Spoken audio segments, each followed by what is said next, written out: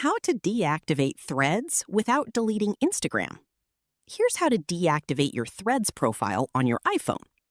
First, open the Threads app on your iPhone. Tap your profile icon in the bottom right corner.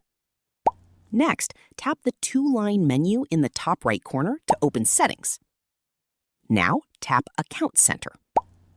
Next, tap Manage Accounts, then tap the account you want to delete. After that, tap Deactivation or Deletion. Then tap Deactivate Account.